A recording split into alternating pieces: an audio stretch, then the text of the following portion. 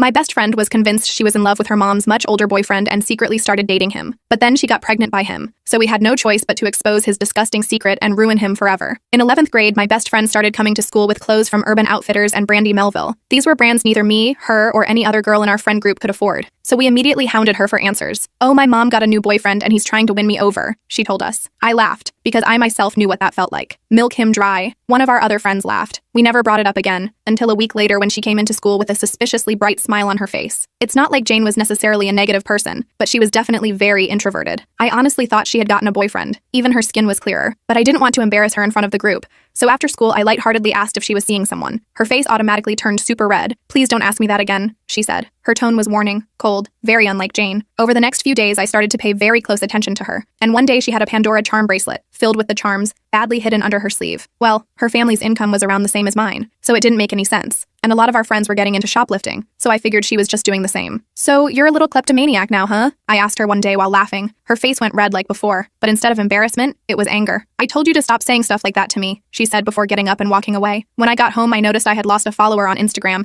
and my instincts told me to check if it was Jane, and it was. And remember how I said me and Jane were best friends? Well, we were. We've worn each other's undies and borrowed each other's socks. One time when she came on holiday with my family, there was only one bathroom, so I showered while she brushed her teeth, and neither of us even felt uncomfortable. She was practically like my sister, so unfollowing me was a very big red flag, and it was clear she wasn't going to tell me the truth. So instead of being a normal patient friend, I showed up to her house with a plate of $3 cookies wrapped in tinfoil, and pretended like I had made them for her. A man I didn't recognize opened the door. He was in his boxers and nothing else. He didn't even look uncomfortable when he saw me. Behind him was Jane in a slinky bathrobe barely covering her body and messy makeup. My heart went cold, and she instantly ran into the bathroom. "Hey!" I yelled over enthusiastically, trying to compensate for the tension that had formed. "Just wanted to drop these off. Hope y'all enjoy." I then hopped in my car and drove as fast as I could around the corner. My best friend was being groomed. What are you even supposed to do in these situations? I could go to the police, but without Jane confessing, there would be no point. So I called our friend Emily. She was the only one I could trust who would see the situation as actually dangerous, instead of some juicy gossip. Plus, she was the type of friend who somehow always knew what to do. And this time was no different. She said we need to convince Jane that what is going on is very wrong, and she is being groomed. Well, at the end of the month, Emily was due to present a project in class about the dangers of the online world. She told me to trust her, and try to win Jane's trust back in the meantime. So I did. The next day at school, Jane was super tense, and I could tell she was waiting to see if I'd bring it up. After she realized I wasn't, she acted warm to me. It was like old times. From there, I noticed that she stopped trying to hide her ever-growing collection of bougie jewelry, that she started wearing a locket every day that had a photo inside. It felt like Emily's presentation couldn't have come soon enough. She started off with cyberbullying and sharing passwords, so I had no idea where it was going, until she got to online grooming. She dedicated an entire slide to older people finding younger people, sending them money, and pretending like they loved them in order to receive favors. It was perfect because not only did the entire class gasp in disgust, but the teacher even chimed in to say how unacceptable this behavior was. The entire time I watched Jane like a hawk. I saw her slowly become more uncomfortable, bouncing her leg up and down super fast and biting all her fingernails off. I knew things were getting really good when she asked to go to the bathroom and ran off crying, because I knew it was for her own good. But as soon as lunch started, I got the text. Jane was spamming me asking me to meet her in the bathroom. I found her clutching her legs to her stomach in the cubicle. Her face was completely red and she couldn't even breathe. "Michaela, I stroked her hair waiting for her to finally blurt it out. "I'm pregnant." My jaw dropped. I pulled away from her slightly to see if she was joking.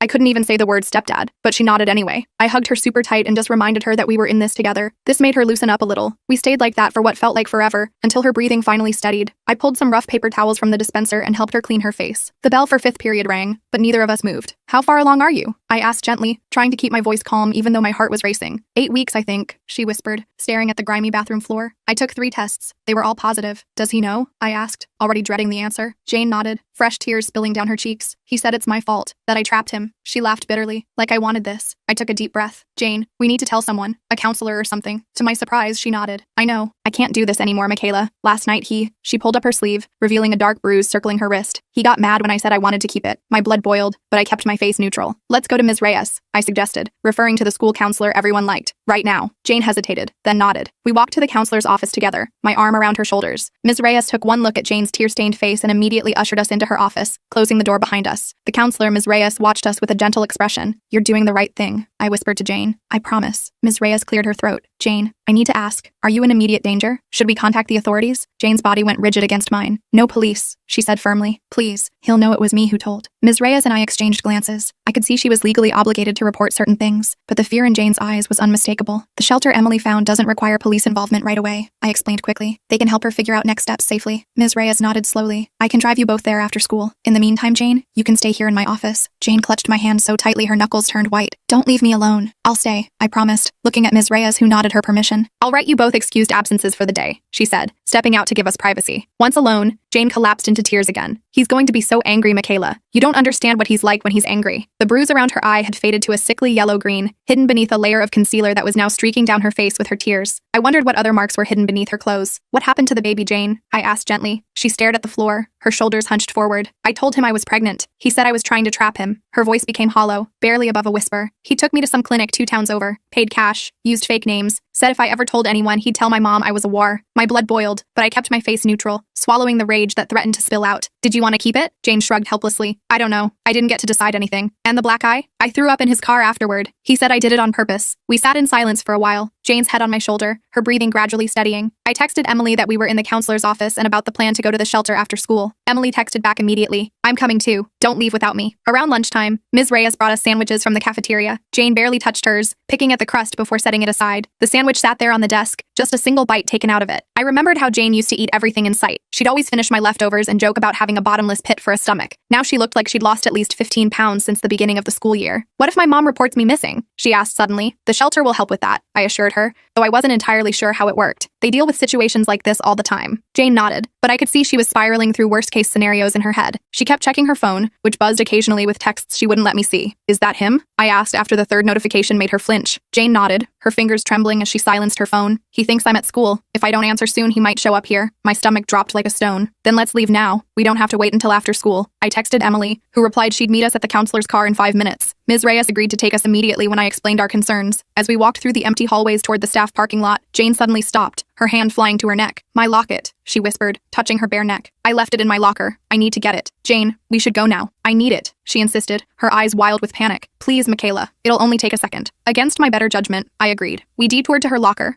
where Jane quickly spun the combination and retrieved the gold locket. Instead of putting it on, she dropped it into an empty soda can from a nearby trash bin. I don't want it anymore, she said quietly, but I don't want him to have it either. We met Emily and Ms. Reyes at the car. The drive to the shelter took about 20 minutes, during which Jane grew increasingly anxious, picking at her cuticles until one started bleeding. I handed her a tissue from my backpack, and she wrapped it around her finger without even looking at it. Through the car window, I watched the neighborhoods change, from our familiar suburb to an area with more apartment buildings and small businesses. Ms. Reyes drove carefully, checking her rearview mirror often to make sure we weren't being followed. The women's shelter was a nondescript building with security cameras and a buzzer system at the entrance. Nothing on the outside indicated what it was. It looked like any other office building, with plain beige walls and a small parking lot. Ms. Reyes spoke into the intercom, and we were buzzed in. Inside, a woman named Tara greeted us. She had kind eyes and a no-nonsense demeanor that somehow put me at ease. She took Jane to a private room to talk, while Emily, Ms. Reyes, and I waited in a small lounge area with worn but clean furniture. Will she be safe here? I asked Ms. Reyes, twisting the hem of my shirt between my fingers. Yes, she assured me. This place has excellent security protocols. Emily pulled out her notebook, flipping to a page filled with her neat handwriting. I brought all my documentation, everything I've collected about Kevin, dates, the Instagram posts, everything. Ms. Reyes looked impressed. That will be very helpful, Emily. I glanced around the waiting room, taking in the posters about domestic violence and safety planning. There were pamphlets in multiple languages stacked on a small table,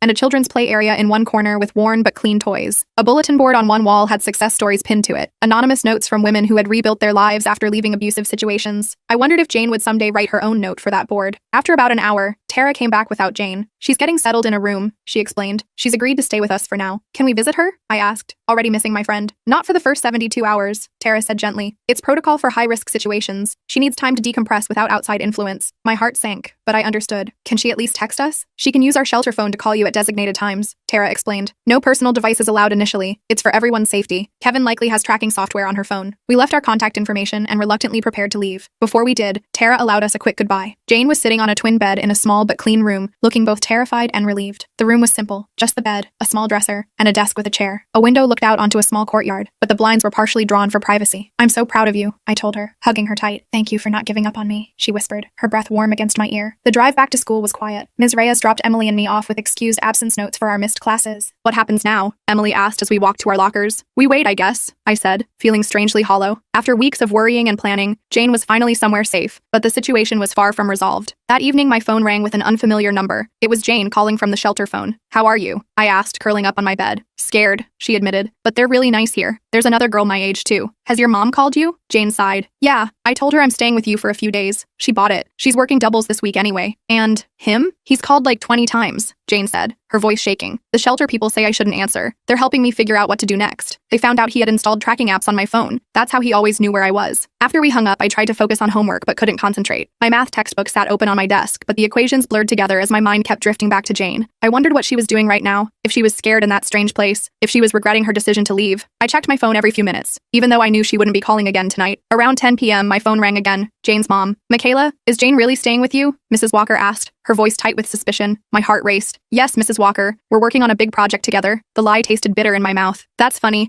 because Kevin just drove by your house and said all the lights were off except in what must be your parents' room." Ice flooded my veins. He had driven by my house, looking for Jane? "We're in the basement," I improvised. "Better Wi-Fi down there." Mrs. Walker didn't sound convinced, but said she'd call back tomorrow. After hanging up, I immediately called the shelter and asked them to warn Jane. The woman who answered took my message seriously, promising to let Jane know right away. I then checked all the locks on our doors and windows, drawing the curtains tight. The idea of Kevin driving by my house, watching, made my skin crawl. I couldn't sleep that night, jumping at every creak and sound outside my window. I kept imagining his black car parked across the street, his eyes watching my house. The next day at school, rumors were already circulating about Jane's absence and my disappearance with her the day before. I heard whispers as I walked down the hallway. Pregnant, ran away, secret boyfriend. I ignored the whispers and met Emily at lunch. "Kevin drove by my house last night looking for Jane," I told her in a low voice. Emily's eyes widened. "That's creepy. Do you think he suspects something?" "Definitely. And he's got Jane's mom convinced something's up too." We spent lunch brainstorming what to do next. Emily had been researching similar cases and found that without Jane making an official statement to police, there wasn't much legal action that could be taken against Kevin. "The shelter will help her with restraining order options," Emily said, "but she has to be willing to come forward." After school, I got another call from Jane. She sounded more centered than the day before. "The counselor here is amazing," she said. "She's helping me see how messed up everything was with Kevin, how he manipulated me from the beginning." "That's great, Jane. But I'm not ready to go to the police," she continued. "Not yet. I need to figure some things out first." I understood her hesitation, but part of me worried about how long she could hide at the shelter. "Your mom called me last night. Kevin is looking for you." Jane was quiet for a moment. "I know. The shelter said he's called their main line a few times. They don't confirm or deny if anyone's staying there, but it's only a matter of time before he figures it out." That night, I couldn't sleep. I kept imagining Kevin driving by my house, watching, waiting. I double-checked all the locks before bed and jumped at every creak and groan of our old house settling. My bedroom was on the second floor, but I still kept my curtains tightly closed, paranoid about someone watching from outside. I tried to distract myself with homework and Netflix, but my mind kept racing with worst-case scenarios. The next morning, I had a text from an unknown number. "I know what you did. Stay out of things that don't concern you." My hands shook as I read it. The message was vague enough that it could have been about anything, but I knew exactly who it was from and what it meant. I showed Emily as soon as I got to school. "It has to be Kevin," she said, adding the text to her documentation. "Should we tell someone?" I hesitated. "Let's wait and see if he does anything else. I don't want to make things worse for Jane." But by lunchtime, things had escalated. Jane's mother showed up at school, demanding to speak with me. The office called me down, and I found Mrs. Walker looking haggard and angry, dark circles under her eyes. Her nurse's scrubs were wrinkled, like she'd come straight from an overnight shift. "Where is my daughter?" she demanded as soon as she saw me. "Mrs. Walker,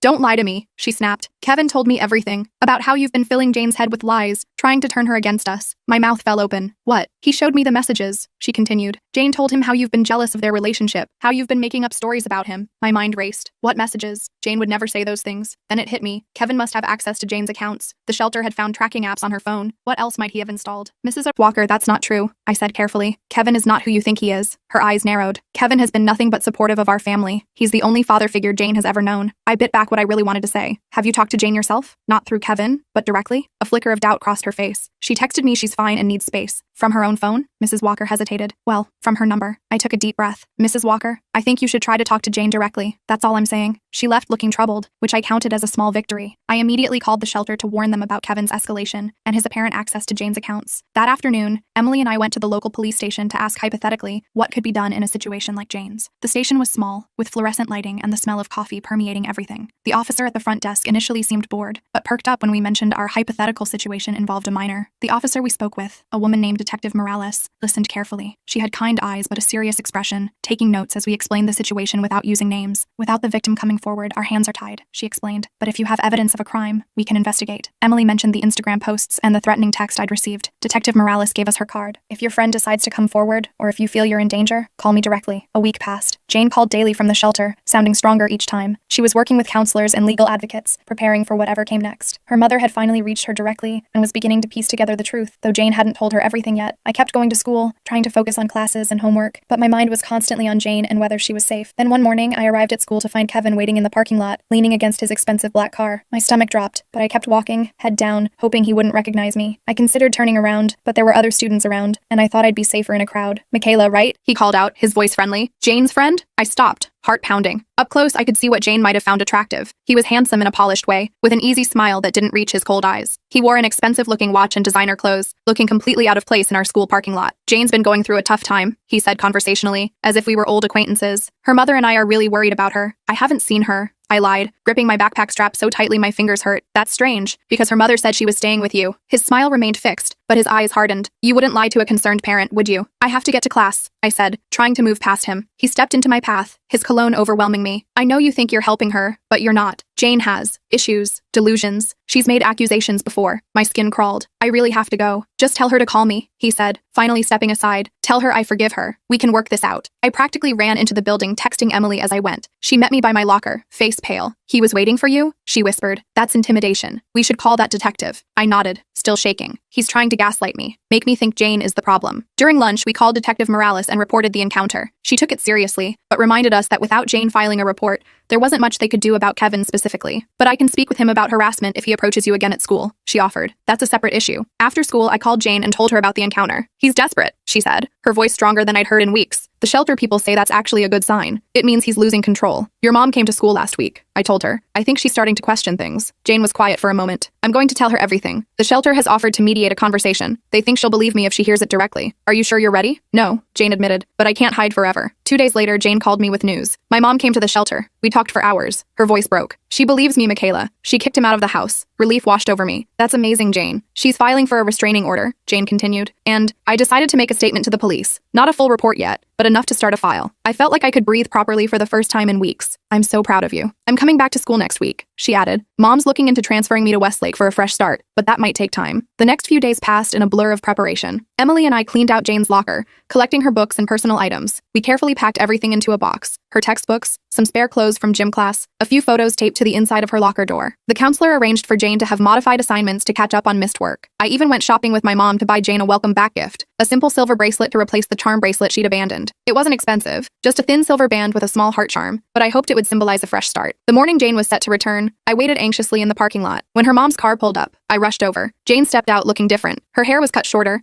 and she wore a simple t-shirt and jeans instead of the flashy clothes Kevin had bought her. The locket and charm bracelet were gone. She hugged me tight. "Thank you," she whispered, "for everything." The day wasn't easy. People stared and whispered. A few insensitive classmates asked where she'd been, if the rumors about her being pregnant were true. Emily and I flanked her like bodyguards, shutting down questions and creating a buffer between Jane and the rest of the school. At lunch, Jane seemed overwhelmed by the cafeteria noise, so we ate outside instead. The spring air was warm, and we found a quiet spot under a tree away from the main lunch area. "Kevin keeps texting my mom," she said quietly. "The number is blocked, but he creates new ones. The police said it's not enough to violate the temporary restraining order since he's not directly contacting me, and the texts aren't explicitly threatening. Has he tried to contact you?" Emily asked. Jane shook her head. "Not directly, but I'm scared to go home sometimes. What if he's waiting?" "Your mom changed the locks, right?" I asked. "Yeah, and we got a security camera for the front door," Jane confirmed. But still, I understood her fear. I'd been jumping at shadows myself since Kevin approached me in the parking lot. That afternoon, as we walked to the parking lot after school, Jane suddenly froze. "That's his car," she whispered, pointing to a black sedan idling near the exit. I immediately pulled her back toward the building. "Let's go to the office. We'll call your mom and the police." We reported the sighting to the school security officer, who went to check it out, but the car was already gone. Jane was shaking so badly that the nurse suggested she lie down until her mother could pick her up. "He's not going to stop," Jane said, tears streaming down her face. "He'll keep finding ways to get to me." I held her hand tightly. "We won't let him." Jane's mother arrived looking frantic. She hugged Jane fiercely before turning to me. "Thank you for watching out for her, Michaela. Always," I promised. That night, I got a call from Jane around midnight. "He was outside our house," she whispered, "just sitting in his car, watching. Mom called the police, but he left before they arrived." "Did they take a report?" "Yes, but they said it's still not technically violating the restraining order since he stayed on public property